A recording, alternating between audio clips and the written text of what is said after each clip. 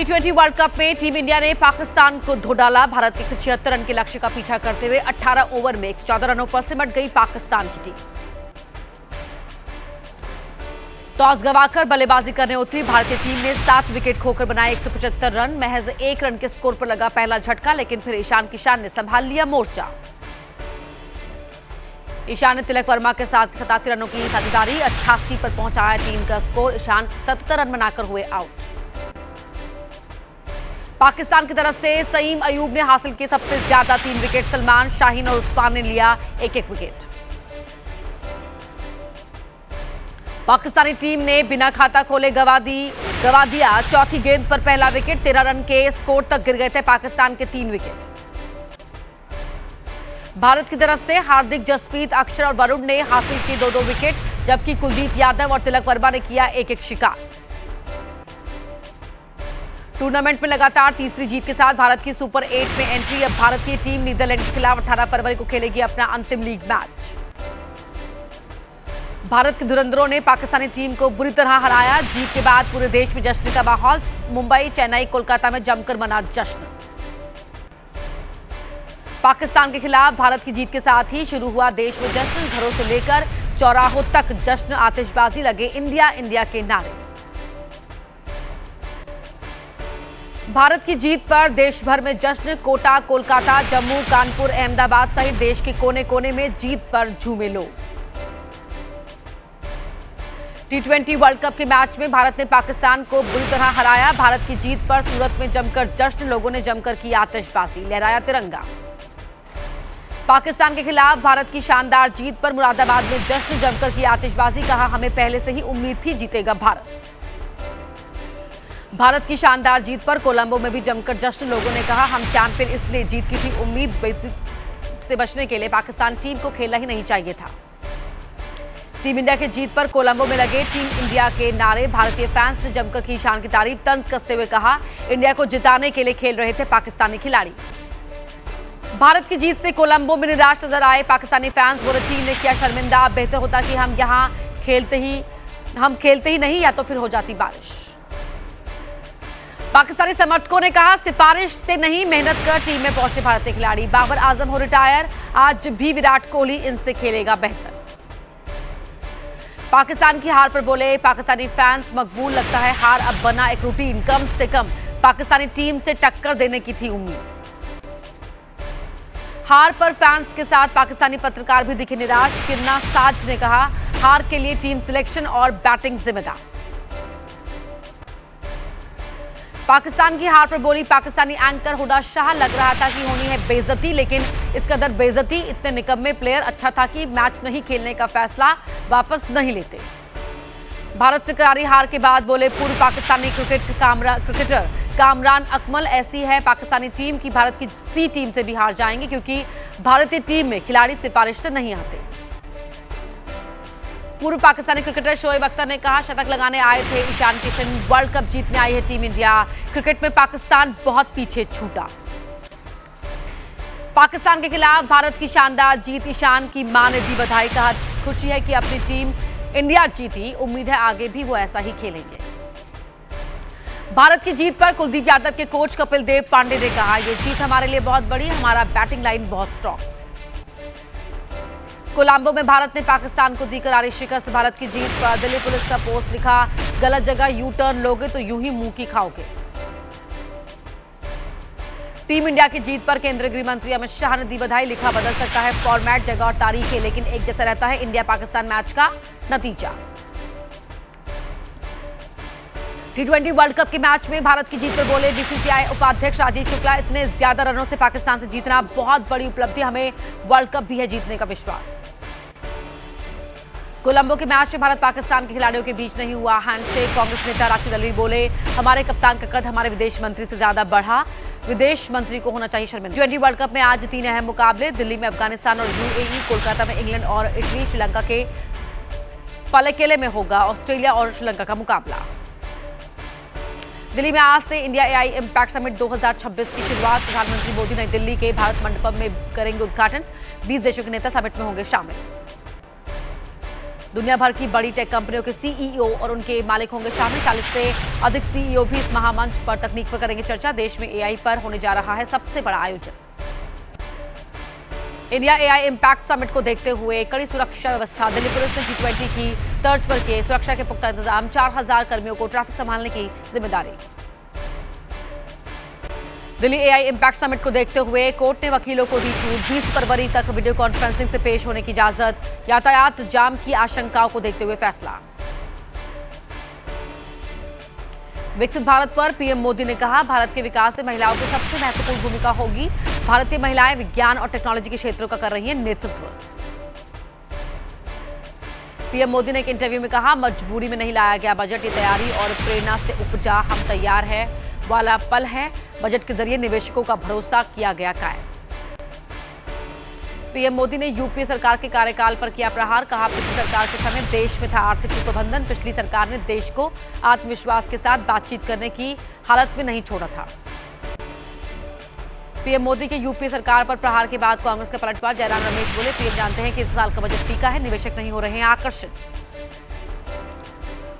गृह मंत्री अमित शाह ने राहुल गांधी के आरोपों पर बोला हमला। कहा, देश के किसानों को गुमराह कर रहे राहुल। ट्रेड डील से किसानों को कोई नुकसान नहीं होगा। राहुल ने सरकार से पूछे थे 5 सवाल। कृषि मंत्री शिवराज सिंह ने भी राहुल गांधी पर किया पलटवार। कहा, झूठ की दुकान चला रही है कांग्रेस। राहुल गांधी कर रहे हैं भ्रम फैलाने वाली राजनीति।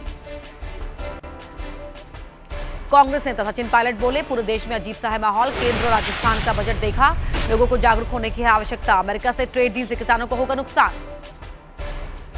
आरएसएस प्रमुख मोहन भागवत का बड़ा संदेश। कहा, हम जाति की चिंता कर रहे हैं जबकि हमें बड़े हिंदू समाज के लिए काम करना चाहिए। समाज में अगर सद्भावना नहीं तो कानून और पुलिस के बावजूद समाज नहीं चलता। यूपी विधानमंडल सत्र में बजट पर चर्चा रहेगी जारी। आज सीएम योगी आदित्यनाथ विधान परिषद में बोलेंगे। जाति सूचक बयान को लेकर संजय निषाद की पार्टी विधानसभा में समाजवादी पार्टी को घेरेगी। एआईएमआईएम अध्यक्ष ओवैसी की निगाहें अब यूपी पर। यूपी में और सक्रिय हुई एआईएमआईएम पार्टी सदस्यता 1 करोड़ के करीब। एआईएमआईएम का दावा, 6 महीने में 24 लाख मुस्लिम पार्टी से जुड़े। टीपू सुल्तान और छत्रपति शिवाजी की तुलना करके घिरे महाराष्ट्र कांग्रेस के अध्यक्ष हर्षवर्धन सतकाल। कई जगहों पर हुआ प्रदर्शन। पुणे में बड़ी संख्या में सड़कों पर उतरकर बीजेपी नेताओं ने जताया विरोध। पंजाब बीजेपी के उपाध्यक्ष रहे अरविंद खन्ना शिरोमणि अकाली दल में हुए शामिल। पार्टी अध्यक्ष सुखबीर बादल ने ज्वाइन कराई पार्टी। 2022 में बीजेपी में शामिल हुए थे अरविंद खन्ना। पश्चिम बंगाल में चुनाव आयोग ने 7 एआरओज को किया निलंबित करने का आदेश। मुख्य सचिव को कार्रवाई के दिए निर्देश। एसआईआर प्रक्रिया से जुड़ा हुआ है मामला। दिल्ली सरकार ने 72 वरिष्ठ अधिकारियों का किया तबादला। इनमें भारतीय प्रशासनिक सेवा के अधिकारी भी शामिल। विभिन्न विभागों में दिए गए अतिरिक्त प्रभार। हैदराबाद में महाराष्ट्र से आए एआईएमआईएम कार्यकर्ताओं पर लाल दरवाजा में हमला। गाड़ियों पर लगे झंडे भी निकालकर फेंके। हमलावरों के खिलाफ सख्त कार्रवाई की मांग करते हुए लिखित शिकायत दर्ज। एमपी के खंडवा में सीएम मोहन यादव के हेलीकॉप्टर में आई खराबी। उड़ान भरते ही बिगड़ा हेलीकॉप्टर का बैलेंस। पायलट ने वक्त रहते संभाली स्थिति। कुछ सेकंड के लिए थमी लोगों की सांसें। यूपी के महोबा में जल जीवन मिशन की टंकी में पड़ी दरारें। पानी भरते ही टंकी से बहने लगा पानी। टंकी की दरारों से बहते पानी का वीडियो हुआ वायरल। ग्राम प्रधान ने डीएम को लिखा शिकायती पत्र। असम के सीएम हिमंता बिस्वा शर्मा के खिलाफ कार्रवाई की याचिकाएं। आज सुप्रीम कोर्ट में होंगी सुनवाई। एक वायरल वीडियो में अल्पसंख्यकों पर राइफल से निशाना साधने का है मामला। माघ मेले में स्वामी अविमुक्तेश्वरानंद के शिष्यों और समर्थकों पर पुलिस बल के इस्तेमाल का मामला। सुप्रीम कोर्ट करेगा सुनवाई। याचिका में धार्मिक मामलों में प्रशासन के हस्तक्षेप का विरोध। मणिकर्णिका घाट के पास हो रहे निर्माण का मामला। सुप्रीम कोर्ट में होगी सुनवाई। धार्मिक और सांस्कृतिक महत्व को देखते हुए किसी परियोजना को शुरू करने की भी मांग। राजपाल यादव की जमानत याचिका पर आज दिल्ली हाईकोर्ट में सुनवाई। पिछली सुनवाई में शिकायतकर्ता कंपनी से मांगा था जवाब। अजमेर की मोइनुद्दीन चिश्ती दरगाह पर आने वाले चढ़ावे की सीए की जांच की मांग। मामले में दाखिल याचिकाओं पर दिल्ली हाईकोर्ट में होगी सुनवाई। भगोड़े आर्म्स डीलर संजय भंडारी की संपत्ति को जब्त करने पर आज आएगा फैसला। ईडी की मांग वाली याचिका पर राउज एवेन्यू कोर्ट में पिछली सुनवाई में सुरक्षित रख लिया गया था फैसला। आईआरसीटीसी घोटाला में लालू राबड़ी तेजस्वी के खिलाफ आरोप तय करने की चुनौती। दिल्ली हाईकोर्ट में होगी सुनवाई। राउज एवेन्यू कोर्ट ने तय किए थे आरोप। जमीन के बदले नौकरी से जुड़ा सीबीआई जांच के मामले में आज राहुल गांधी कोर्ट में सुनवाई। सीबीआई ने लालू राबड़ी, तेजस्वी समेत अन्य को बनाया है आरोपी। काला हिरण शिकार मामले में राजस्थान हाईकोर्ट में आज सुनवाई। जोधपुर की अदालत ने सलमान को सुनाई थी 5 साल की सजा। अभिनेता सैफ अली खान, तब्बू, नीलम, सोनाली बेंद्रे और स्थानीय निवासी दुष्यंत सिंह को किया था बरी। बढ़ सकती हैं आसाराम बापू की मुश्किल। राजस्थान हाईकोर्ट में आज से हर रोजों की सुनवाई। कोर्ट ने अपनाया है लंबित आपराधिक अपीलों पर कड़ा रुख।